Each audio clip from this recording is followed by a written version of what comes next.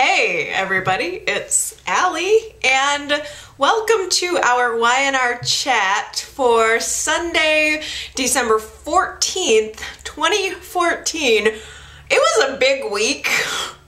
There were a lot of explosions this week, but by far I felt that the moment, the thing that really drew me in, had me gasping at my screen, was Phyllis versus Kelly. That was incredible to me. I mean, the whole thing, not even just Phyllis versus Kelly, but the whole blowout that we've been waiting for, I mean, at this point, months, to come to the surface, to boil up to the surface. It all happened this week. I love a good cat fight. I cannot deny that. It was really amazing. The whole thing started when Phyllis is just now finding out that Jack sold her condo. She feels incredibly betrayed by this. I can't believe it's taken this long for her to figure that out. In all of this time that she's been back in Genoa City, she never stopped by her old place. She just assumed that she was like Jack. She assumed Jack's home as her home. In fact, just on a little side tangent, I do kind of feel like that's a gap in the story. As much as I love Jack and Phyllis together, and I believe they are the couple, that's who I want to end up together ultimately. Phyllis was very independent, and at the point where Phyllis had fallen down the stairs and gone into her coma, Jack and Phyllis had only kind of just begun to rekindle their relationship. She had gone back to her condo 100 different times. It's odd to me that this new incarnation of Phyllis is so all about Jack, that her focus was completely on Jack when it wasn't entirely that way before, but that's probably just me being a picky fan. She was extremely insulted that Jack sold her condo, and she, I think, feels that it's just another way that everyone in the family was moving on from her, and she can't stand that. She can't stand the idea that they weren't all just pining and longing over her 24/7 every single day that she was gone. And she was supposed to have this really nice lunch with Summer. Summer goes to the trouble of setting everything up and making it perfect and bringing her mother into her home for,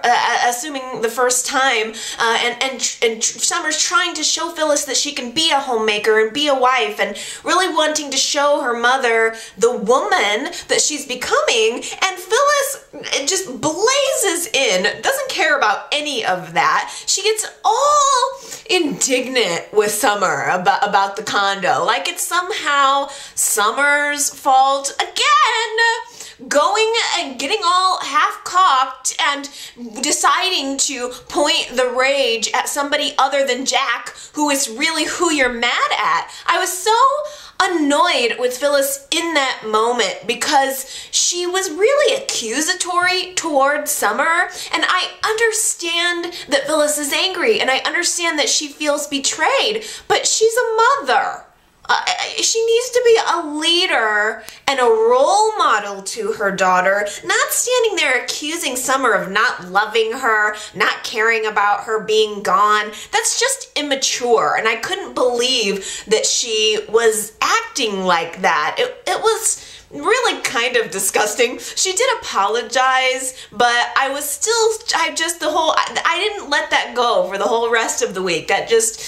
The way she treated her own daughter was not like a mother, it was like a spoiled brat, and I wasn't able to move past that for the rest of the week.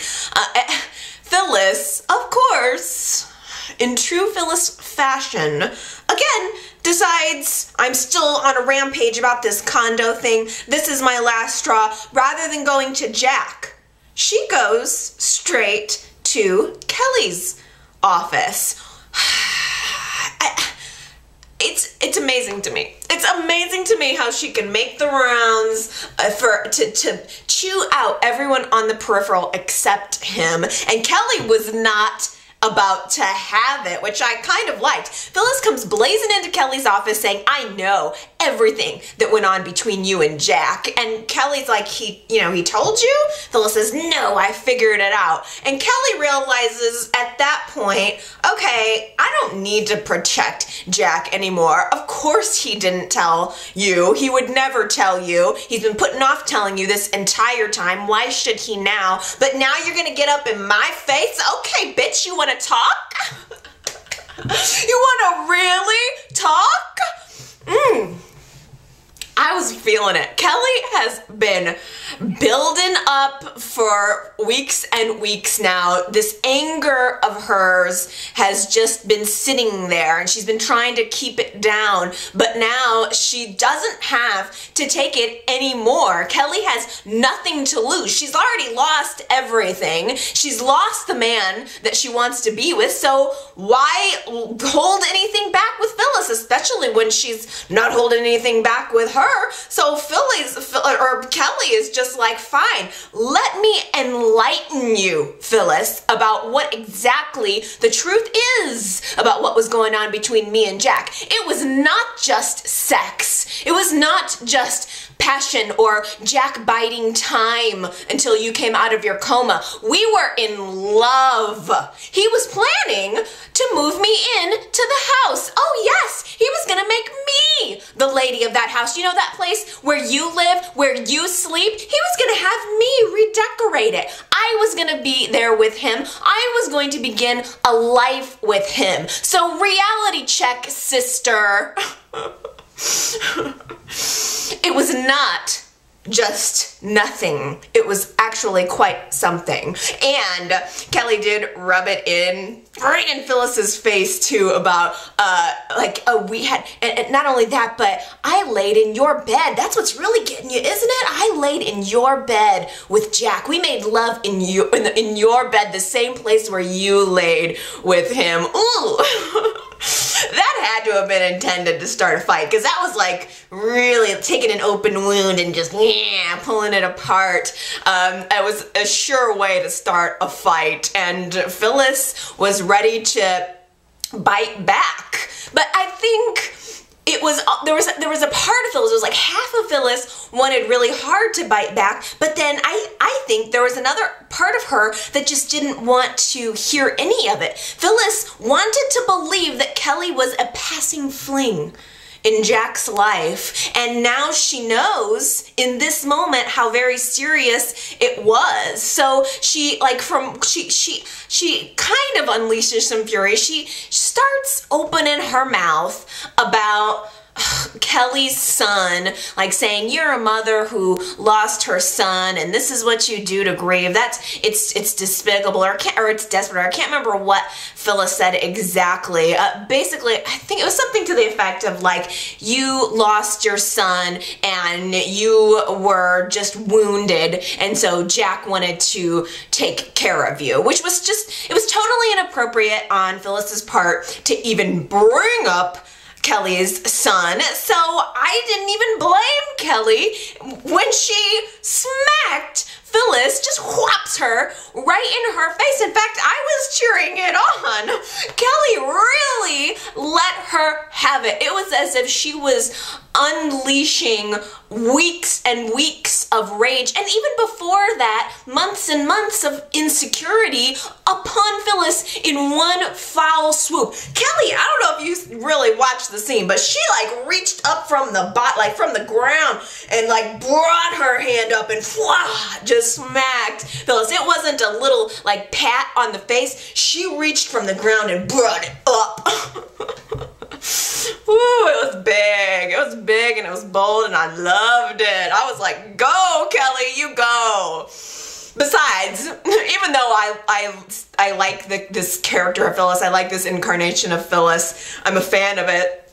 Phyllis has been walking around town poking and prodding at Kelly and everybody else since she got back. So I think Phyllis had it coming. I mean, at the end of the day, absolutely no one in this town ever gets smacked who doesn't deserve it. So let's be real, she deserved the smack. I loved it. And the look on Phyllis's face after after she realized this, she just hit me.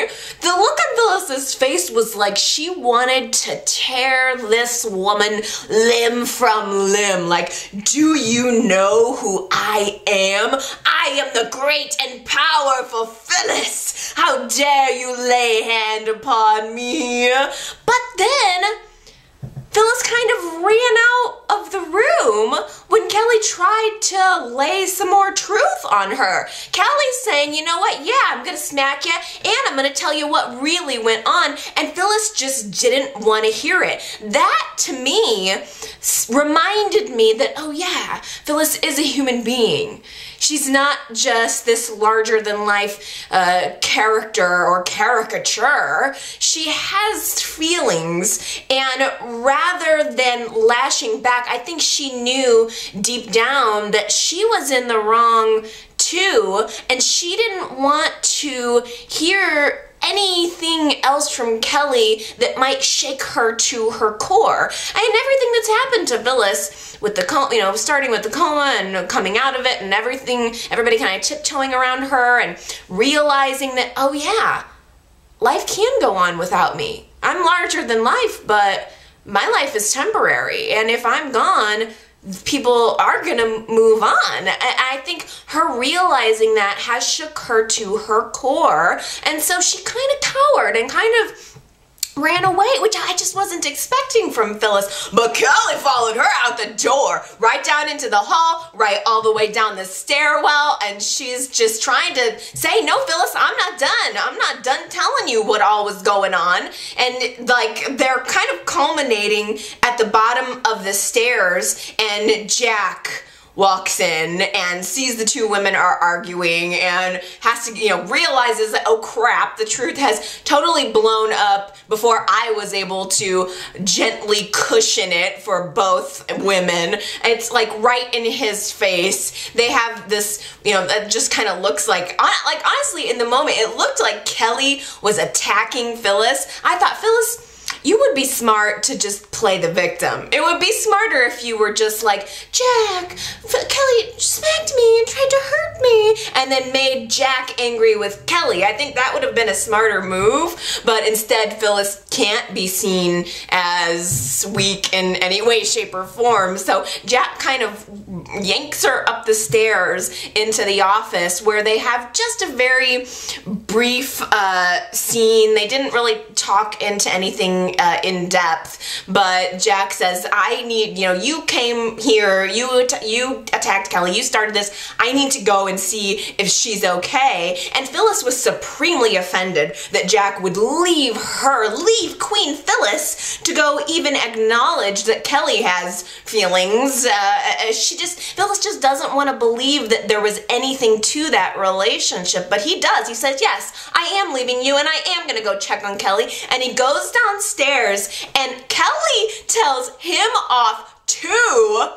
I tell you what, Jack, I'm glad to be rid of you now that I know the kind of man that you are.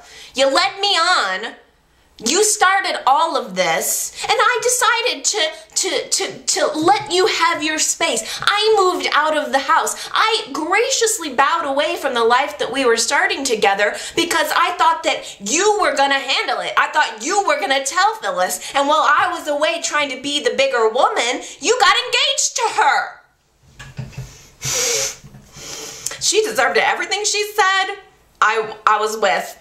It made Jack look like the ass that he's been. And he has a perspective. I understand where he's coming from, and he tried to defend himself just a little bit, but at the end of the day, he knows he dogged Kelly, and he's deserving of what he's gonna get, of what he got from her anyway.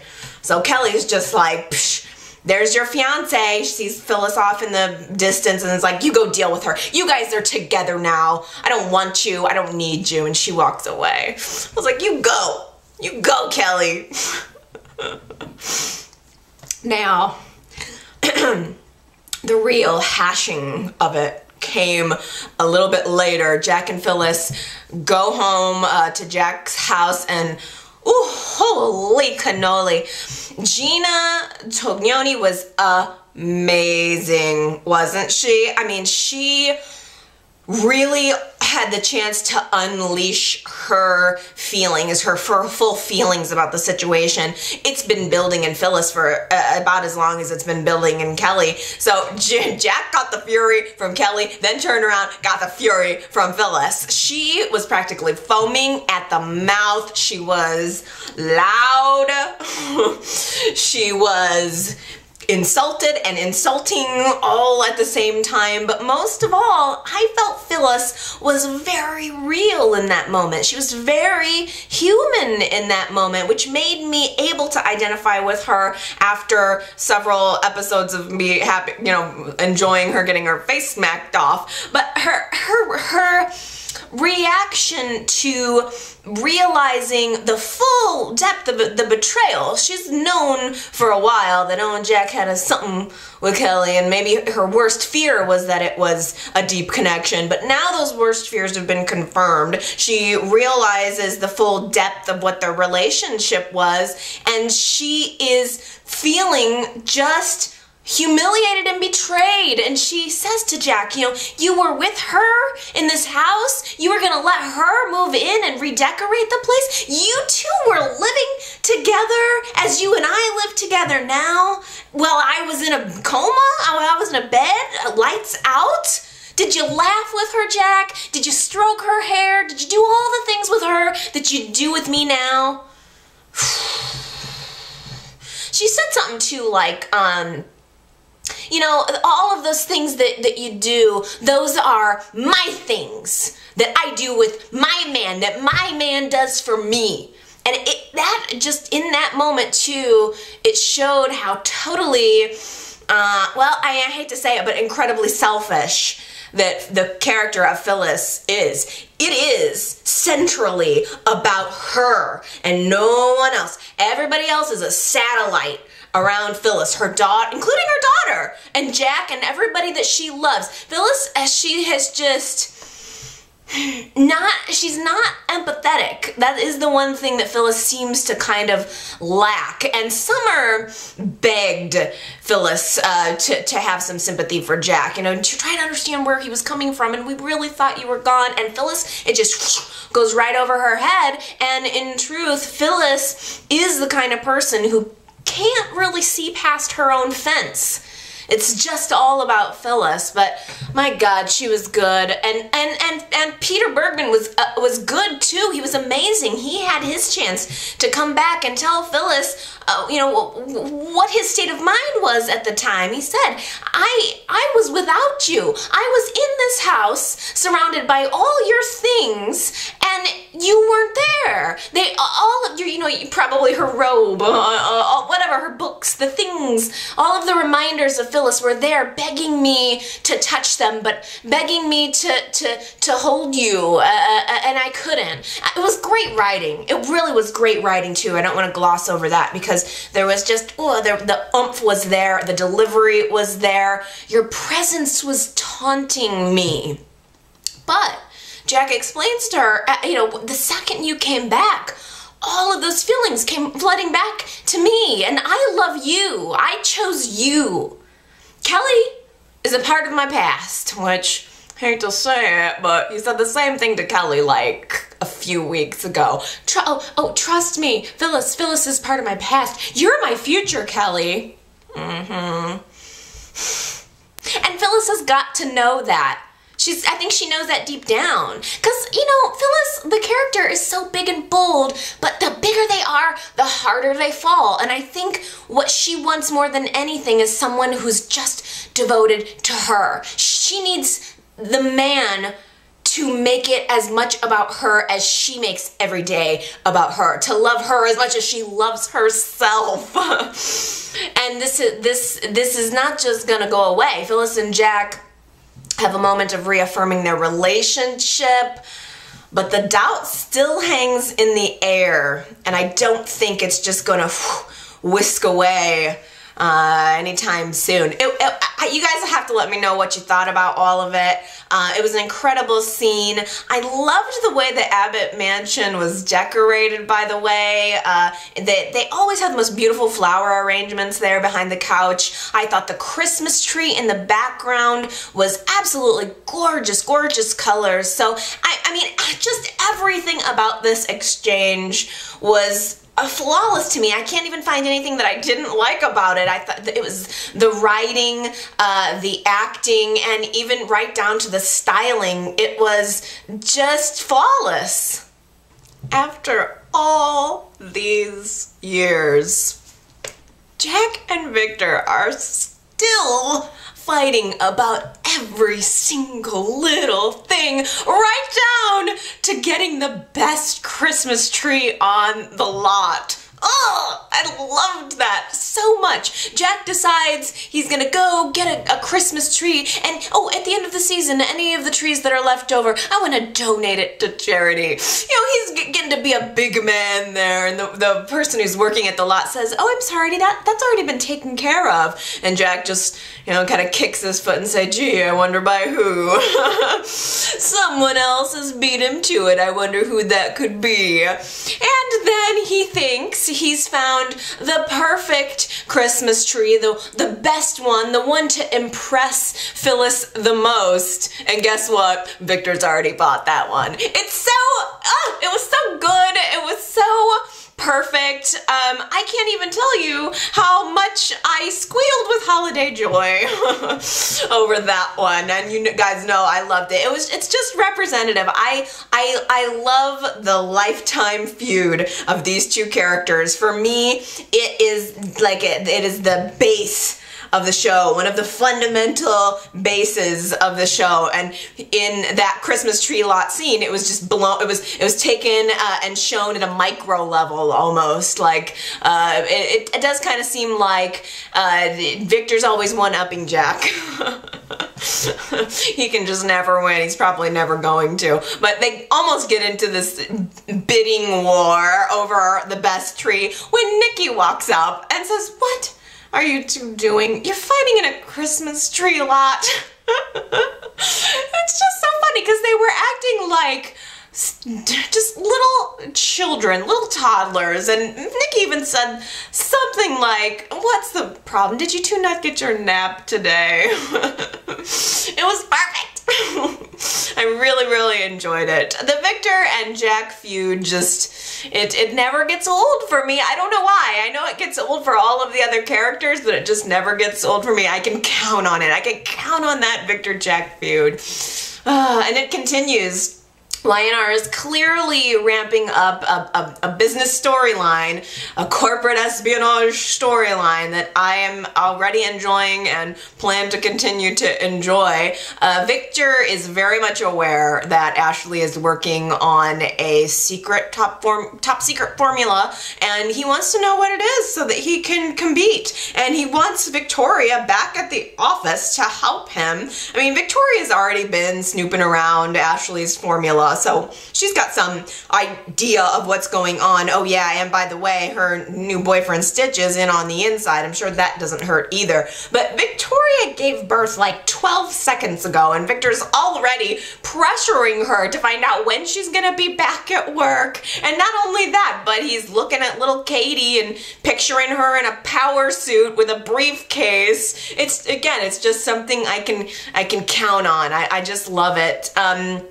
Victor he's got a mole on the inside of Ashey's operation. He schedules a lunch with her to get her out of the way so that the mole can go take pictures of things around in the lab. And Ashey gets his number right away. It's never just casual with Victor. She says, "Well, this is great. What do you really want from me, Victor?" And it was nice to see her kind of shut him down and saying the same thing that Nikki had just said. Don't you and Jack ever get tired of this feud, just please don't contact me again if all it is to play these silly power games. I want to be friends with you. I appreciate your company, but you're manipulating me and I don't like it. I mean, he hands her a contract trying to buy her away from Jabot, which he knows is never going to happen. He knows her well enough to know she's never going to pick up that envelope. He's going to get her out of the way, and I don't know if she's going to figure that out. I mean,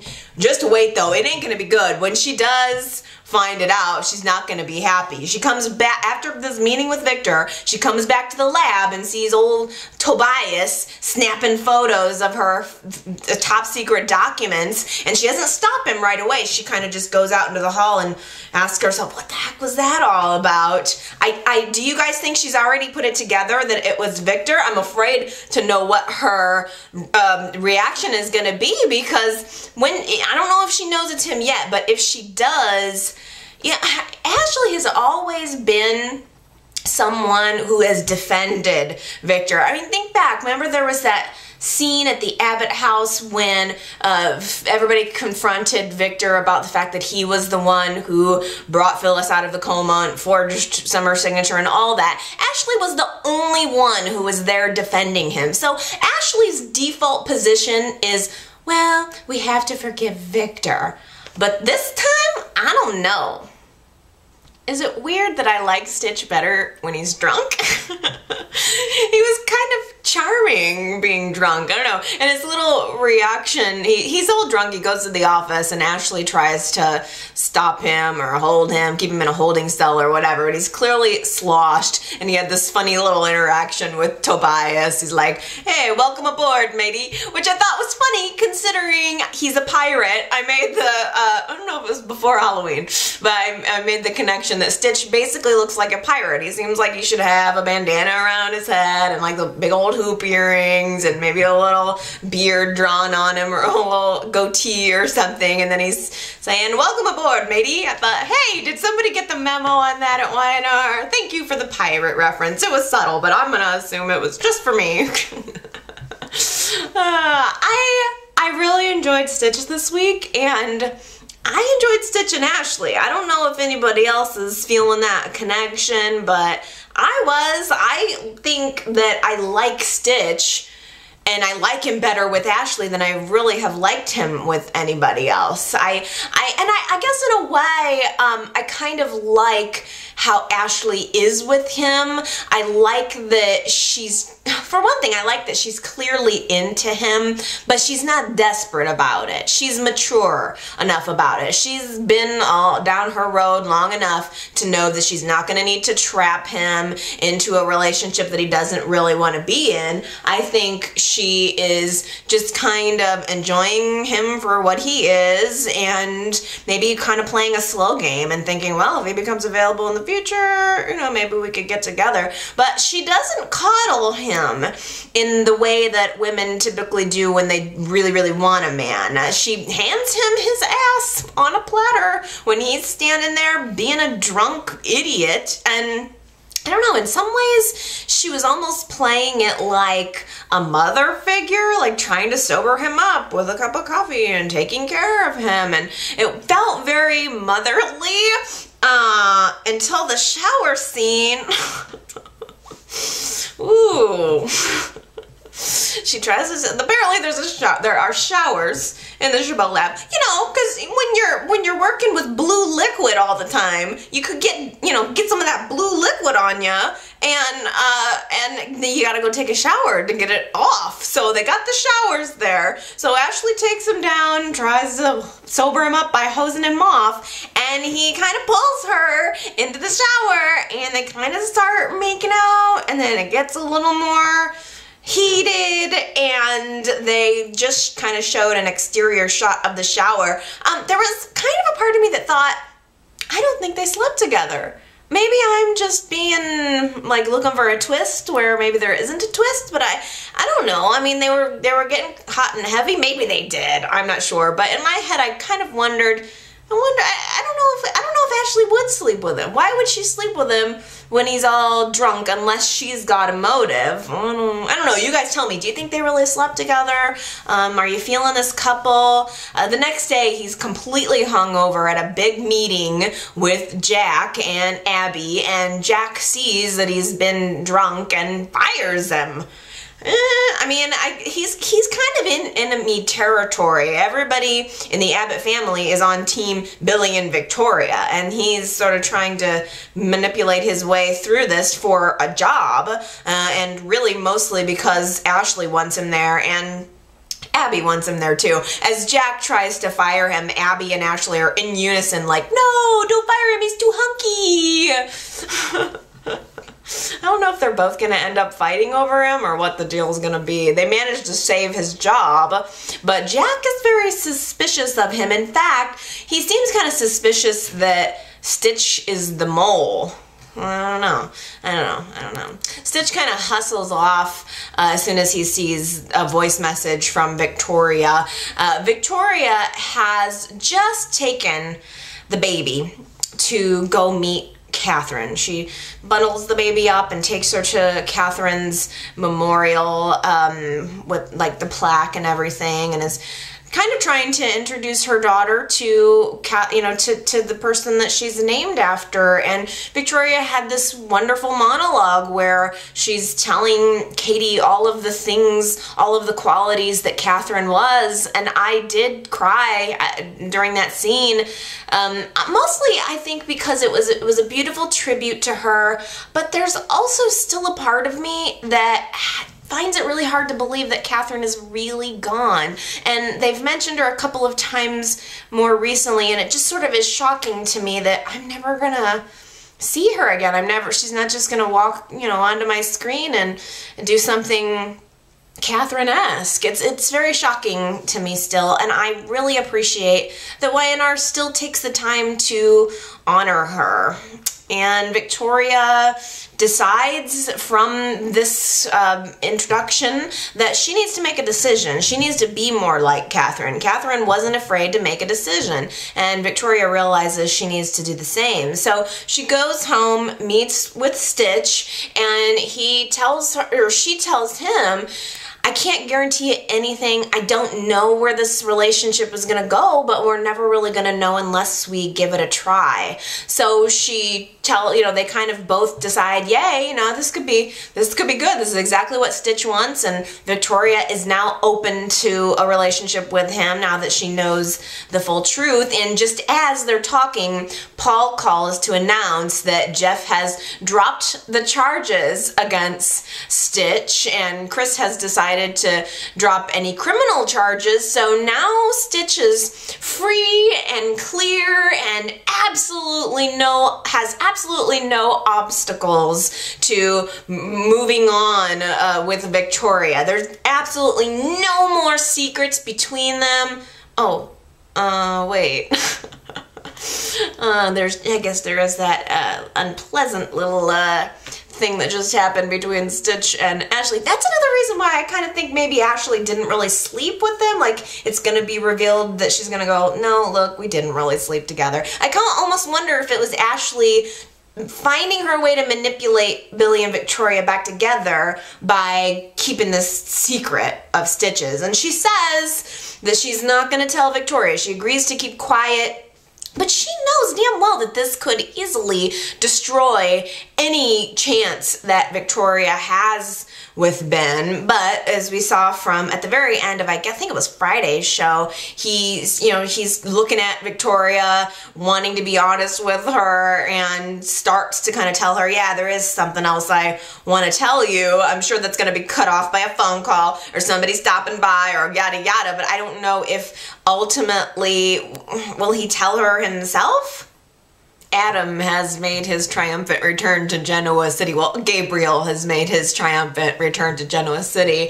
And the second he walks into the athletic club, he sees Chelsea sitting there alone at a table, and he's leering at her from across the room. And she looks up and sees him too. And I'm not sure if it was a realization of a mystical connection, or if Chelsea was just getting the creeps from the guy who's staring at her so hard from across the room.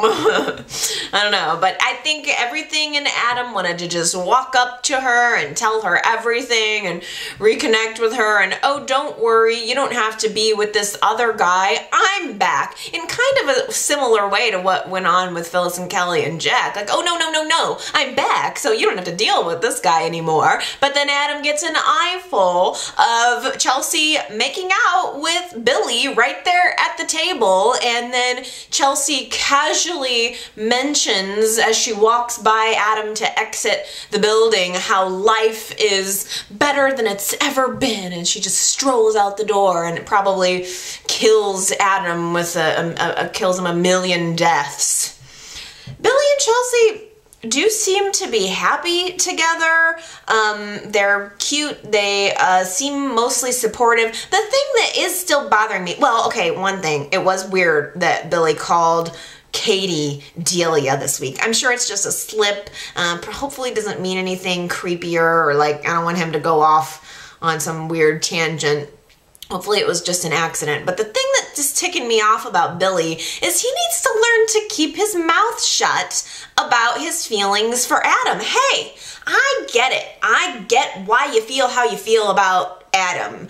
If someone had killed my daughter, I would hate them forever, and I would not be able to hide it. But the fact is, Billy, you've put yourself into this situation. You are now dating and living with Chelsea. That's just what you get. It's part of the package, and you chose it. Adam is Chelsea's ex-husband, and more than that, Adam is Connor's father, and you can't just be going around saying negative things about Adam in front of his son. It's not right, and you know it. The point is not about how you feel, Billy. You have a right to feel how you feel, but it's about keeping your mouth shut because you're putting your feelings for Chelsea and Chelsea's feelings above your own. That's what love is. And him continually acting like Adam, for him continually being negative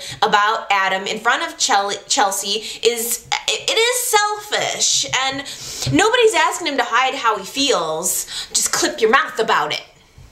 And Chelsea tells him that. They kind of had it out about that. And I felt like I was kind of happy when she pelted him in the back of the head with a snowball because he was kind of being a jerk. He did apologize, but I do like this actor. I do like this Billy. It's funny how I can just grump about recast. Nah, it just doesn't seem right. And then months later, completely comfortable with the new actor. I'm sure Y&R knows that too. They've got to know after years of experience in this business that the fan base can complain, but eventually they'll get over it. Because I do like the new Billy. I just accept it. I guess I'm just accepting it for what it is. And I know that I will ultimately accept the new Adam. I'm too laid back about it, because you know how I loved Michael Mooney. It was hard for me to get over that, but I think you gotta be flexible with, with if you're watching soaps, it's just nothing's the same ever. Like, the point is they keep it rolling, keep it moving, and it's storyline driven, and some actors get to stay on for a long time and you get to know them, and others just don't. I mean, there have been kind of a lot. If you look at the graveyard, the Y&R graveyard, there have been a lot of people who've been cast aside. But I mean, actors and characters. But I don't know. I think I'm just trying to learn to accept. I think Adam, the recast of Adam, is very good so far. Very, very good. Adam is still having dreams about the night that Delia died, and this is really the first indication we've had that he's still sorry about that. We've spent the past few weeks getting reacquainted with Adam and understanding where he is in his process, what he's been through, but this was the first time we saw him expressing remorse over what had happened to Delia. I'd like to continue that. I really want him to get to the bottom of what happened. I mean, at this point he has no real gosh, no real reason to think that he didn't kill Delia, and I don't know what the straw is going to be that'll break that whole thing apart, but something has to. He's continuing to be Gabriel. I don't know if maybe, is there any chance like Gabriel did it? I got no idea. He's moving on with this charade. Sage, I really like. I really like her. She knows Gabriel. I think there's some kind of implication that she was in a relationship with Gabriel, or she was in love with him at least. She knows everything about him, and she's trying to really incorporate Gabriel's everything, personality, mannerisms into Adam, right down to what pocket he keeps his money clip in. So she's testing Adam, all these little things, everything he could possibly want to know about old Gabe. And they did hand over Sage handed Adam Gabriel's watch this week to wear, and there was an inscription from his father, and Sage implied that they were very close. There was something, I think, I might be wrong about this, but I think Gabriel worked for the family company with the father, and Adam said something to the effect of, well, Gabriel couldn't have been a very good business person because while he was away doing the traveling and everything that Gabriel did, the business collapsed. And Sage elaborated on that by saying, well, that wasn't Gabriel's fault, that was a hostile takeover. Wonder who that could be. Well, maybe it's the reason that Constance hates and cannot stand the name Newman. I think we have the connection there. Not sure how that's all gonna work, or if it's gonna play into a larger thing. I'm not entirely sure. But Adam decides to continue to go to Incognito City, incorporate himself into their lives as Gabriel. He goes to the coffee house, first sees Noah, who doesn't recognize him, followed by Sharon. And Adam realizes if I can fool Sharon, I can probably fool anybody. Sharon knew me, and she would know me if anyone would. So he interrupts Sharon and Noah's conversation to make some small talk with her to see if there's any little glimmer in her eyes that she might recognize him, which she completely doesn't. This is confirming that even the people who know him best cannot possibly recognize him. But it didn't stop Noah from saying, that guy was hitting on you. I don't know. I'm not sure. Part of me is kind of like, are they going to reunite Sharon and Adam? I mean, where are we headed here? I'm not sure. It's another one of those situations where I don't know where the couples are going to fall, but I am curious to find out. The second test, of course, was Victor. At the very end of Friday's show, Adam gets into an elevator at the athletic club, and just as the doors are getting to close, a hand goes right into the middle of those doors and opens them back up. Who else could it possibly be? Who else says, I'm not waiting for another elevator, I'll just stop this one, and like pries his way into the little box? It's Victor. And now Adam and Victor are in the elevator alone together, and I'm not sure. Victor, for everything they've been through, I think maybe Victor might be one of the only people who ever really knew his son. There's a lot to be said that Adam was loved and known by the women in his life, but I think Adam was the chip off of the old block. I think that Victor and Adam had the rivalry, and have the rivalry that they have had because they are so similar. So the question is, will Victor find out? I kind of dig Sharon's lawyer, the Sherman lawyer guy. There's something about him, he's just sleazy enough for me. I don't know why I like the sleazy characters. Maybe it's because it's just so opposite from me, I don't know, but there was something about him I kind of liked. I wouldn't mind seeing him around a little more. So Nick and Sharon are still going head to head over the Faith custody issue, which I mean, I've said before, I just don't think it's necessary. I don't want to see the custody battle, nor do I want Nick to win the custody battle. Nick is very annoyed that Sharon would even hire, what the heck's his first name? The Sherman. I can think of Mitchell Sherman, but I can't think of his kid's first name. But, you know, Nick, what right do you have? What do you know, you're not happy with anything she does, right down to what lawyer she has. What do you expect her to do? Just roll over and give over the kid? She's not gonna do that. So live with it. You started this battle, so be a man and finish it, and just leave her be. You don't have any say over what she's doing in her life if you don't want to be with her. Sharon, I think she's doing the best she can. I don't know. I'm just constantly defending her. I know, I'm sorry, but I think she's doing the best she can. She begs Noah to help her to stop this. I think it was a reasonable request to ask Noah to try to talk to Nick. She said, I'd rather handle this within the family if I possibly can, and I think that's a worthy cause. I think that's a good route to try to go, rather than to continually make it public. But I don't know. I think Nick is gonna take it all the way, no matter what the consequences really are. Interesting thing at the end of Friday's show, Sage has left Adam at the coffee house with Sharon, and she goes, I guess, next door or something to the underground. She walks in the door and asking if they serve food there, and Nick turns around from behind the bar to see her and says, "It's you." So he surely must recognize her as the woman who saved his life. He feels indebted to her. I'm sure he's not just going to let her walk out the door. I'm hoping that he kind of convinces her to stay, talks to her a little bit more. I'm feeling it. Like, I don't know, Nick and Sage, that could work. Like, don't get me wrong, I am still totally holding out hope for the Nick and Sharon reunion, but I can understand now that he is not just going to forgive Sharon magically for what she did, neither should he. So maybe the Sage thing could be an acceptable detour? Dylan has been planning his proposal to Avery probably for weeks now, and he takes her to the park, little park bench, and sits her down and gives her a hot cocoa complete with little mini marshmallows. I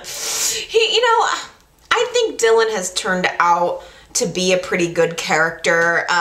There was something about his proposal that was a little bumbly, which is just a perfect match for Avery. He was clearly nervous about what he was about to do, as was Avery nervous about what he was about to do. He gets down on one knee and she realizes what's going on, and she freaks out, kind of stands up and is like, whoa, what? This is happening? And she totally hijacked his proposal with her own nervousness. And I think Avery has turned out to be a really good character too. It's another one of those situations where I think I was resistant to both of them at one point, but now I like them. I like them together. She accepted his proposal. It was a very nice little scene, followed by this like daylight sort of natural lit lovemaking scene. They go back and make love. Is it me? Like, I do like, it's been 2 weeks in a row of Dylan and Avery lovemaking scenes, and both of them have kind of made me blush. Does anybody else feel like maybe it's just like too hot for TV or something, but the Dylan and Avery lovemaking scenes they're almost just like a little bit, not graphic, but just sort of a little like, whoa.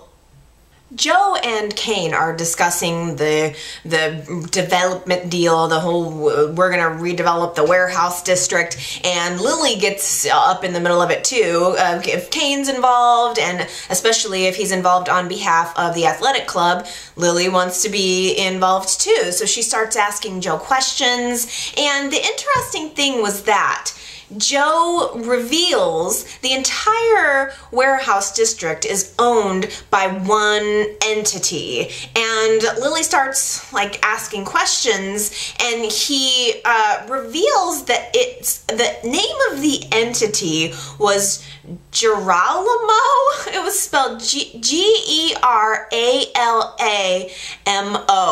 And YNR even showed us a close-up of the prospectus or something. So So this is some kind of little Easter egg, GERALAMO. So it's somebody. This is probably the mystery of the week. So you guys got to tell me what or who is GERALAMO. Go ahead and leave me a comment. Give me your predictions now. I think it's Neil. Maybe I'm crazy, but Neil's been back in the fold, walking around Jabot a lot lately, asking questions about business, and I just wonder if it could be him. He's got money. I mean, he's not broke. He's probably not as rich as Victor or Jack, but he's got his own money. It's certainly conceivable that he would have bought up some of those old buildings. I don't know why he would do it secretly, but I don't know why anybody does anything half the time. But I can't help asking myself, it's got to be somebody that's connected to Lily or Kane somehow. Like, as soon as Kane steps away from this little mini business meeting, Joe is hitting on Lily. He said something to her about how, oh, the questions that you're asking, it's kind of hot seeing you, being a woman in charge, or it's very attractive. She was really taken aback by the fact that he said it, and he waited until Kane conveniently left the little meeting to say it. I don't think she knew what to do with that. I mean, she said later, like, it's annoying.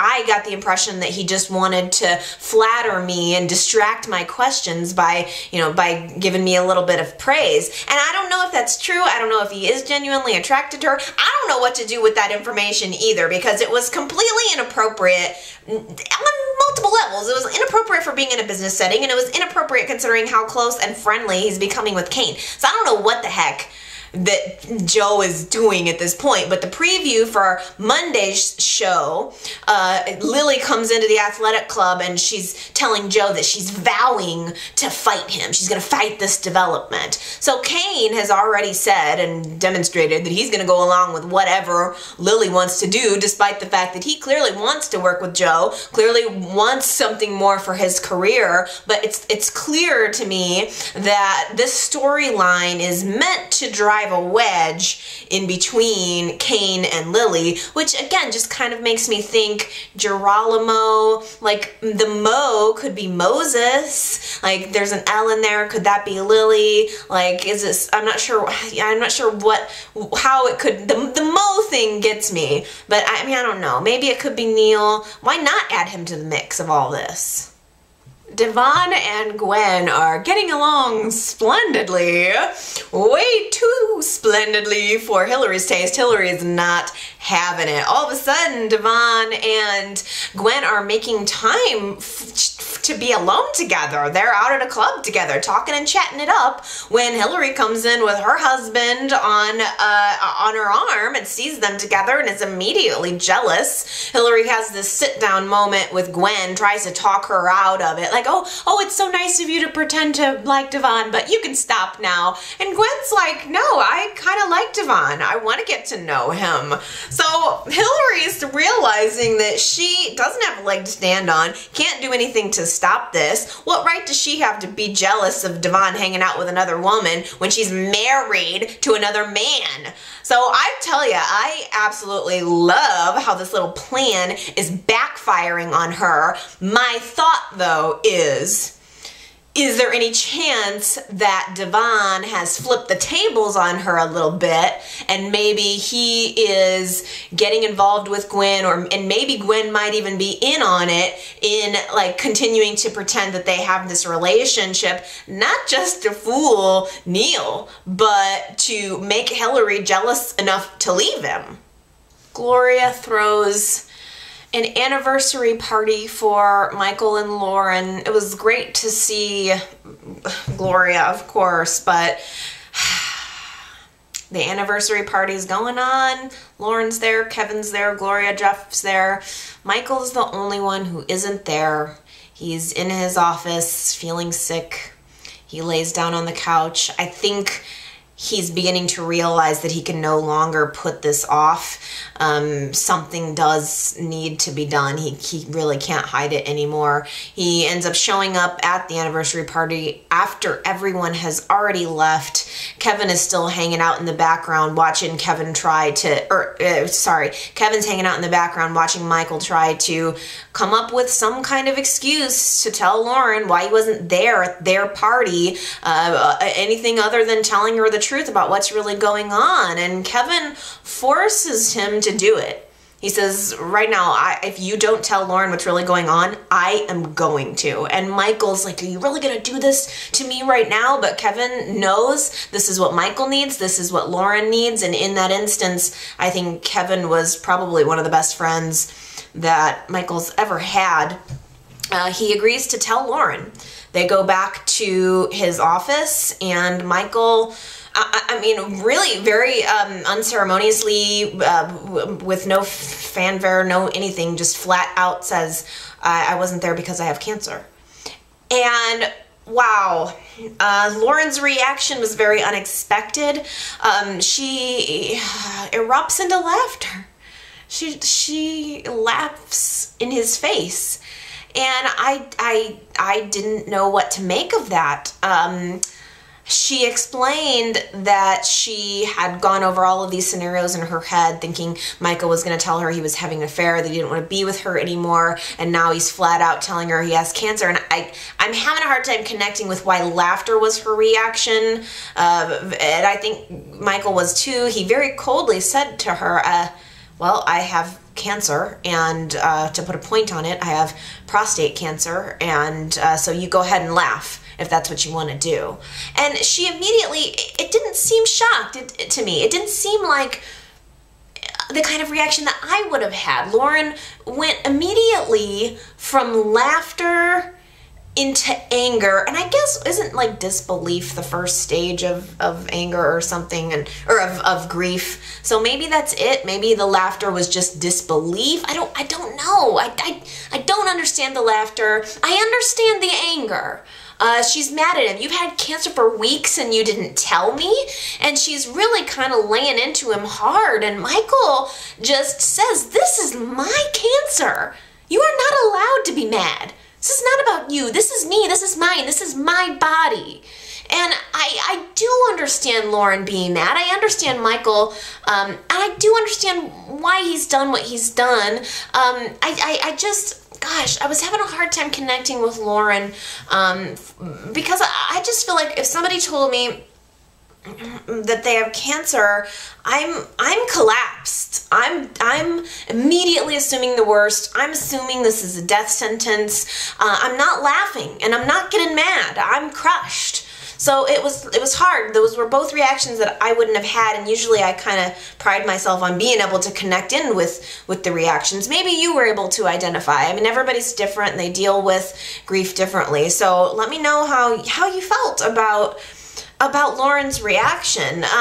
She is maybe just a stronger woman than I am. She really wanted to be there for Michael, and finally, after all this time, Michael finally has this moment where he lets out the rage. He pulls out the pin and allows the feelings that he's having to actually come to the surface, and he's screaming in his office, why is this happening to me? You know, he doesn't understand, and he's been keeping it to himself and not allowing himself to lean on his partner for all of these weeks. And Lawrence just comes up and holds him and says, this is happening to us. You know, Michael is somebody who I think has been very independent, and it was hard for him to ever let Lauren in. And he did, and Lauren is proving to be a strong partner through this. I obviously wish he would have told her before now, but now that she does know, I hope that they're able to face this challenge together and that it doesn't result in his death. She had asked him, you know, what is it about, you know, you tell me the diagnosis, and he says it's stage 3, and she says, okay, well, it's not the worst then. So it seemed like there was an element of hope there. I hope that Michael is not going to die. I don't want to see an extended, I don't want this to drag out too far. I know it's probably unreasonable. I'd like it to be like, okay, well, let's magically cure this and go away. But I know that's not reality either. I'm not sure how far down this road that Y&R is going to take us. I just don't know. Creating kind of a contrast to that storyline, Chris announces to Paul that she's pregnant. So this is a joyous moment for Chris and Paul. It's hard to see Michael and Lauren going through this most horrible, probably biggest challenge of their lives, while Paul and Chris are going through the most amazing, joyous moment of their lives. I think next week they're going to have a party to announce it, which will no doubt be awkward. I just hope that, you know, now Paul is getting a new child. Let's just hope he doesn't screw this one up, okay? Because Paul does not have a good track record when it comes to his children. Heather don't have anything to do with him hardly. She didn't know her till she was an adult. Ricky, I think we all know how that turned out. And now, I mean, Dylan, he didn't even know he had until later in life, and he probably turned out the best of all of them. So Paul's gonna have a new kid. Let's try, Paul, to focus on this kid and not screw it all up. And I swear to you, if Y&R kills Michael at the same time as Chris, you know, or kills Michael basically, then has Chris give birth to a new child immediately after, and if she like names the kid Michael or something, that's so predictable. It's like been done just now, and if that's the route you're going, Y&R, don't do it. Well, I wanted to have a happy note following that. Kevin and Mariah shared their first kiss this week, and it was kind of unexpected for both of them. I think they don't know what to do with the feelings that they're having.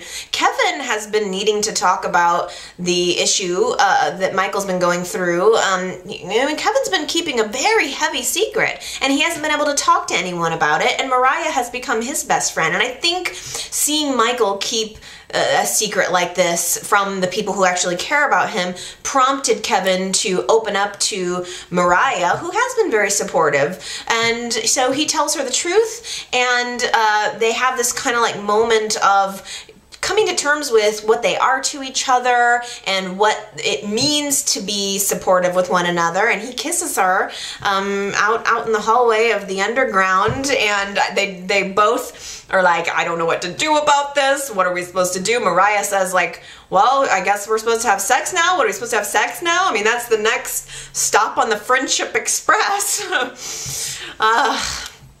Yeah, she seemed like maybe she was okay with it, but Kevin put a stop to it. He said, you know, believe me, there are parts of me, I'll let you guess which one, that would love to have sex with you, but the other parts of me are telling me no. I mean, why ruin a good thing too early? I agree. Let's let this slowly unfold, because I think that there is a very special little relationship brewing here, and I'm grateful. I thank you, Y&R, for cultivating offbeat characters and romances like this.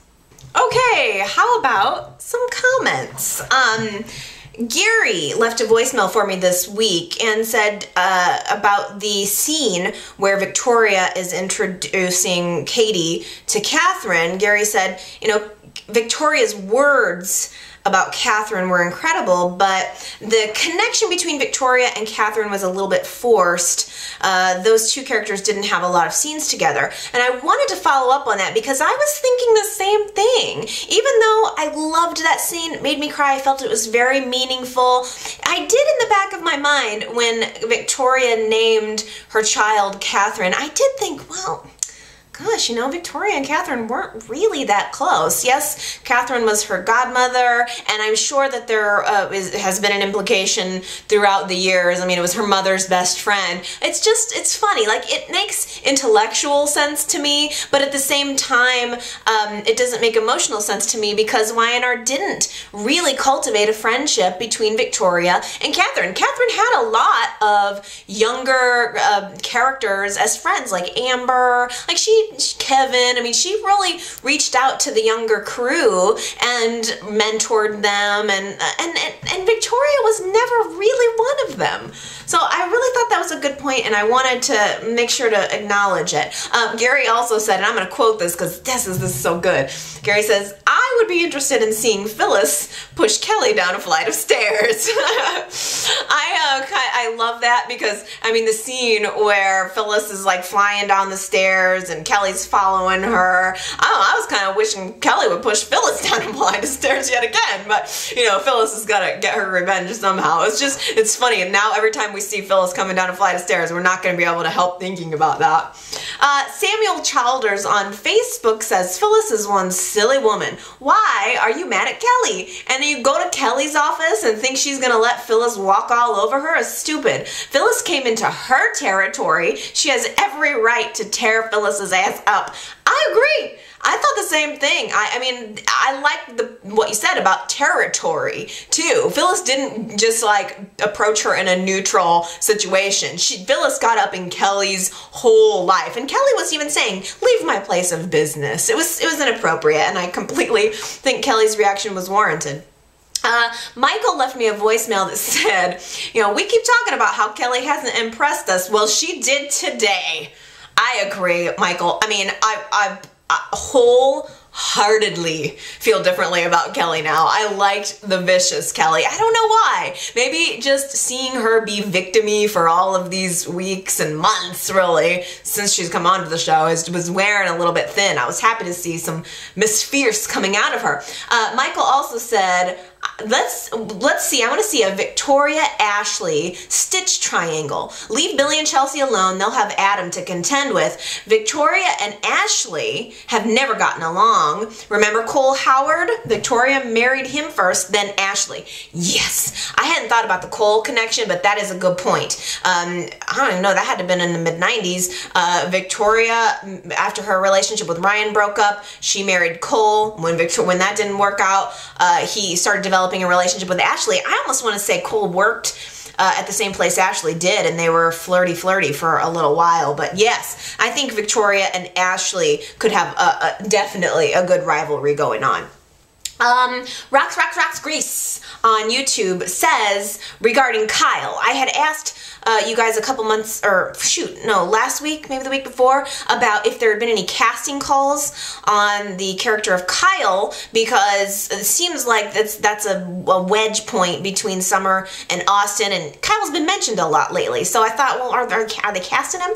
And Rocks Grace says, per Soap Opera Digest, there's a casting call for a mid-20s male for the role of Matt Wilkins, and he is set to start taping at the end of January. He comes from a wealthy Kennedy-type family, and many people are speculating that this is a veiled casting call for Kyle. There's gotta be, right? They gotta be laying some groundwork. Why? They don't tend to mention characters who are off the canvas for no reason. So I think we might be seeing Kyle recast. If he's not filming till the end of January, though, we probably won't be seeing him until like February? Aren't they about a month behind? January on YouTube says she really hopes that Neil is getting his eyesight back and that he sees Hillary and Devon together in some little way and then pretends to be blind for a bit longer and really catches them and lets them know exactly what creeps they are. I completely 100% agree, January, and that is what I am hoping happens. That is what I want to see. Michael Bruns Miller on Facebook says, what an emotional, oh no, I'm sorry, it's Michelle. Sorry, I misread because I was looking at my notes here and I saw Michael. But Michelle on Facebook says, what an emotional Weiner episode today. I couldn't stop crying over Michael and his beautiful wife, and the heartache, pain, and just raw anguish really dipped into my deep well of emotions. What did you all think? I know. I feel torn because on the one hand, Michelle, I feel like it's such an opportunity to talk about something that a lot of people and couples go through. On the other hand, I'm like, I don't want to go through this. Nobody wants to go through cancer, and it feels like YNR's making me go through it, especially because people like us are sensitive and we're empathetic and we identify with the characters on the screen, and there's a part of me that's scared to go through this and that doesn't want to go through this, but at the same time, I do think we're seeing some amazing acting. I mean, yeah, I was teared up. I was really, really teared up, especially when Michael kind of let let it all loose. It's gonna be hard to watch. But Linda Scott on YouTube said, stage 3 prostate cancer is very treatable. It can be cured. The doctor was talking about hormone therapy, which was an option, but would likely not cure Michael. He was also mentioning surgery and radiation, but all the treatments have side effects. Christian, because last week I was like, I was trying to listen to what the doctor was saying, but I couldn't get it because I don't know that much. I mean, like, I've lost several family members, to cancer, starting back around the time I even started watching YNR. Like, anybody that's died in my family has, for the most, like 90% died of cancer. So I have this trigger in my mind where I'm like, oh, cancer, you're gonna die. So I think I was maybe projecting some of that and thinking, oh no, this is the worst of the worst. But Linda Scott goes on to say, Christian LeBlanc was interviewed in Soap Opera Digest. This is not a contract issue. YNR wanted to do a cancer story and were hinting at it last spring. Christian doesn't know if Michael will survive, but says that prostate cancer is often slow growing. I'm just going to keep my fingers crossed that he does survive, because Michael's one of my favorite characters. And it was funny, I was thinking to myself the other day that of all the characters on the show, I think I identify with Michael the most. I mean, there are characters that I like, there are characters that I don't like, but if I had to pick somebody who I think most closely matches my personality, I think I'd say Michael. I think that's a good question. You guys should leave me comments and let me know who you most closely identify with on the show. I love that question. Yeah, so it's, I don't want to lose him. I can't imagine YNR without him, but don't have control over such things, unfortunately. Ellen C. on Facebook says, this is a good comment. Chelsea actually told Billy to stop saying horrible things about the husband she lost and her son's father on Friday.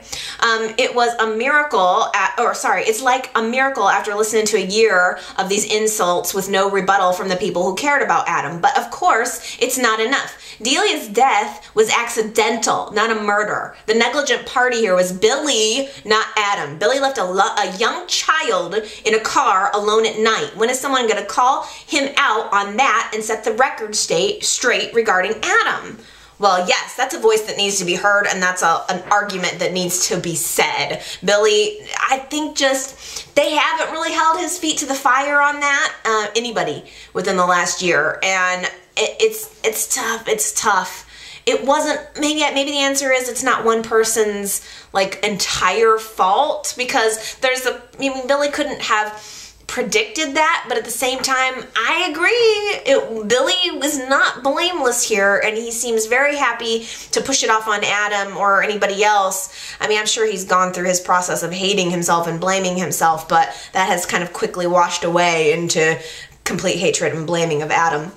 One other zinger that Ellen had that I'll end on. I didn't notice this until a little later, but Ellen says, is it me, or did Dylan kneel down next to a trash can to propose to Avery? The dialogue was sweet, but the visuals were kind of funny. Move the trash can! Okay, you guys, that does it for me this week. I love you. I love your comments. It's so, it's just so cool to be able to connect with so many different people and personalities over YNR. I do sometimes feel like, in the past, it always felt like I was watching it in a bubble, and one thing I've learned from all my YNR chatting is that there are so many people out there who really watch and love and consume the show and become consumed by the show in the same way that I do, and it feels good to know that I'm not alone, and I'm not. There are a lot of you who love the show as much as I do, so please keep the comments coming. I tell you what, I think I'm finally toward the end of this whole transferring websites madness. It has not been fun, but I think I've got it. So if you guys see anything inconsistent, let me know. If you have any trouble downloading the podcast or seeing yrchat.com, in fact, do me a favor. Try to download some podcasts. Everything is accessible, should be accessible through yrchat.com. Go through to that website, click, do some clicking, and let me know if anything is broken. cannot tell you what a pain in the butt it's been, but I think I've got it now, finally. I mean, it's been 3 weeks, for crying out loud, 4 weeks maybe. It's been a long time. So it would help me out if you guys would go to yrchat.com and maybe try to download some podcasts or stream them, see if everything is working. It is to the best of my knowledge, but you can also go to Facebook, Twitter. You can call into my voicemail at 309-588-4569. Let me know if everything seems technically like it's functioning okay. Let me know what you think about this past week's show. Give me your predictions. What the heck is GERALAMO? What was it? I forget now. Tell me how you're feeling about all this. Tell me which character you are. Which is the character you identify most with on Y&R. And come back next week. I'll be here and we'll chat again about our show. Okay, you guys, I love you. Everybody have a good one. Bye.